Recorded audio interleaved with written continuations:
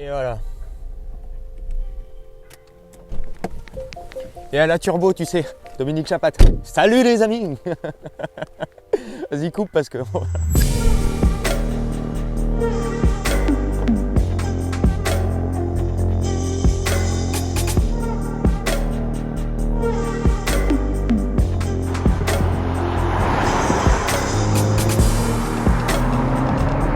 Salut à tous les amis, bienvenue au Biauto, j'espère que vous allez bien, j'espère que ce déconfinement se passe au mieux pour vous, dans le calme. Évidemment, soyons sages, soyons respectueux, soyons attentifs et prévenants, et comme ça on pourra tous bientôt revenir sur la route pour aller se mettre des road trips à plus de 100 km. Là je suis juste à côté de la maison et j'en profite, je me posais la question comment vous tournez une vidéo avec la Mini Clubman JCW que j'ai en ce moment.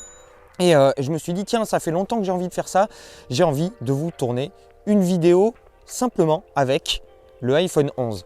On fait l'intro avec le iPhone 10 actuellement et tout le reste de la vidéo sera tourné avec ce petit bébé, le iPhone 11. Je réponds un petit peu à vos demandes, vous avez été beaucoup à me dire sur les réseaux, sur Instagram, etc. à me demander si je pouvais vous tourner une vidéo, si je pouvais vous parler un petit peu plus du Clubman JCW que j'ai actuellement. On part pour un petit essai entièrement tourné avec le iPhone 11, c'est parti! Et voilà, on a fait le switch avec le iPhone 11. On va voir si vous voyez une petite différence. Déjà en termes de qualité d'image, il devrait y avoir une petite différence. Maintenant, on en vient au Clubman JCW. Quelques petits changements esthétiques, on va en reparler rapido. Mais le plus gros changement, c'est évidemment la mécanique. Le nouveau 4 cylindres de 306 chevaux, 4 cylindres turbo, 450 Nm. C'est le 4 cylindres qu'on retrouve sur la nouvelle Mini GP, la nouvelle, la 3. Et sur une certaine BMW M1 35i. Ça promet, les performances Mini nous annoncent 4 secondes 9 de 0 à 100 et 250 km/h. 306 chevaux, c'est une grosse évolution, c'est 75 chevaux de plus que la précédente version de JCW qui en sortait 231. Et c'est pas trop parce que ce Clubman JCW, c'est 4,27 m de long, 1,80 m de large, on arrive sur une grosse bagnole quand même, et 1,6 tonne. Donc ça commence à faire. Maintenant, esthétiquement, les changements sont très peu nombreux. On remarque quelques petits trucs et notamment les feux full LED ici. Et puis globalement le package il est très bon parce que notamment avec la Castilla JCW et les jantes de 19 pouces qu'on a ici, la voiture elle ressort bien.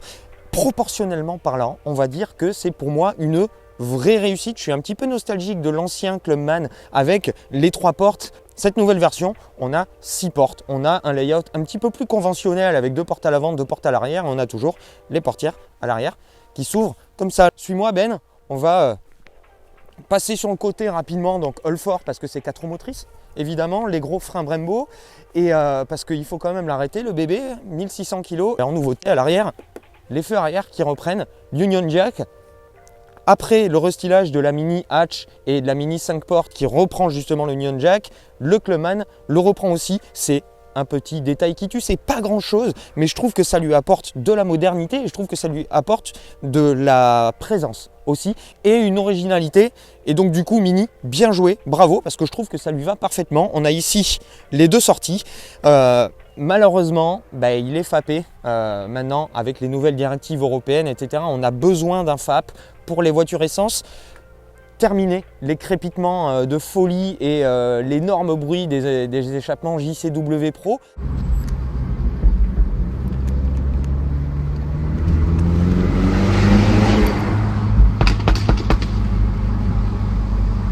Celui-ci, il est quand même pas mal. Il fait un petit peu de bruit, il crépite beaucoup moins, voire plus du tout. Même quand vous roulez au rétrogradage, c'est très rare d'avoir des crépitements. Il le fait au point mort. Si vous faites des petites rêves comme ça sur le parking de Carrefour, globalement, vous allez avoir quelques crépitements. Le mode sport ouvre un clapet, elle fait un petit peu plus de bruit, mais c'est pas mal, mais il manque quelque chose. Et comme je vous disais, hop, on a le coffre qui s'ouvre en 2 parties. J'ai pas la contenance du coffre, on va vous le mettre par ici. J'ai pas du tout bossé mes fiches les amis, je suis à l'arrache. On va fermer ça. Les petits feux ici qui prennent le relais quand vous ouvrez le coffre.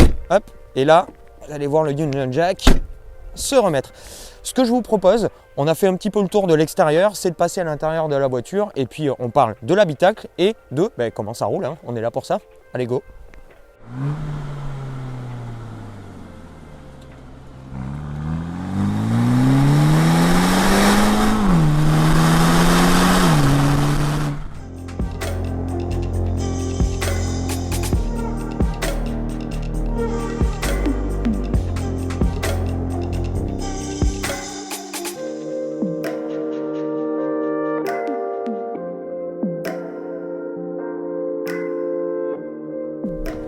Alors, ce Mini Countryman JCW, à l'intérieur, on retrouve l'ambiance Mini.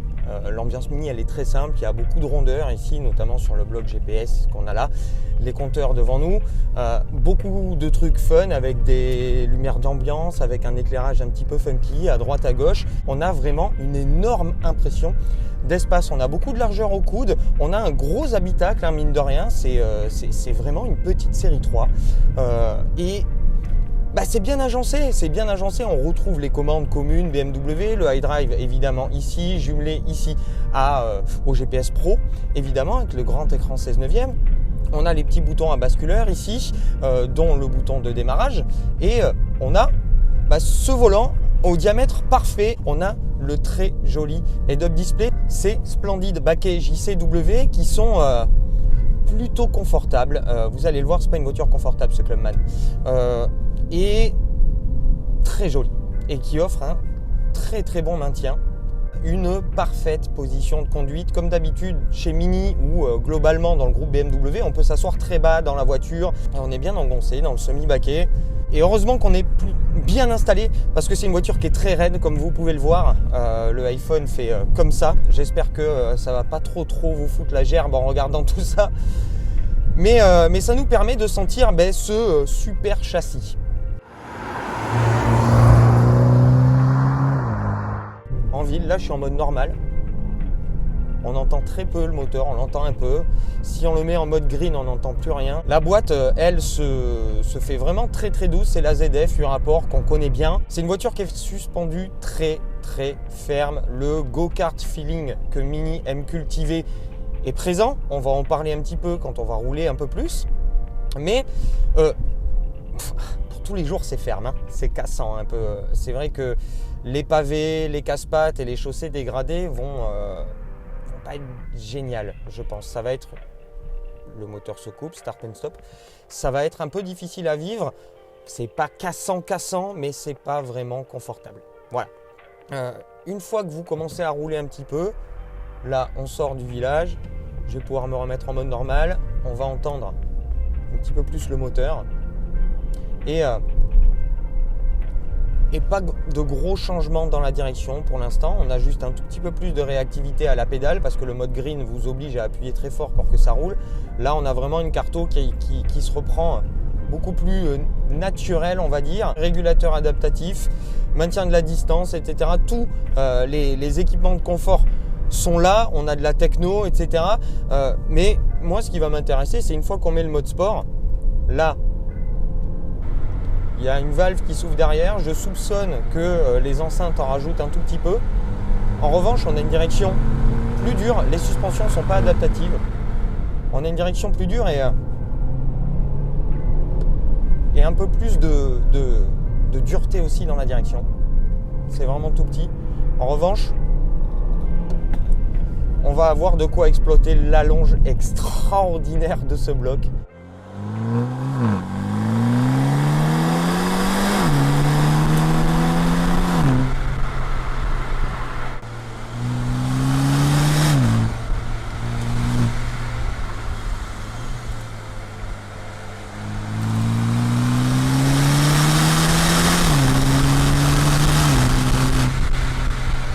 C'est bien d'avoir encore des 4 cylindres de 2 litres.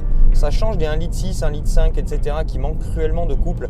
Là, 450 Nm, disponible très tôt et qui se transmettent aux 4 roues motrices. Alors, on va pas se le cacher, c'est une traction qui rebalance à l'arrière. Ce qui fait que vous n'êtes pas sans arrêt en 4 roues motrices, hein, la plupart du temps c'est une traction. En revanche, quand ça rebalance à l'arrière, vous vous en rendez compte.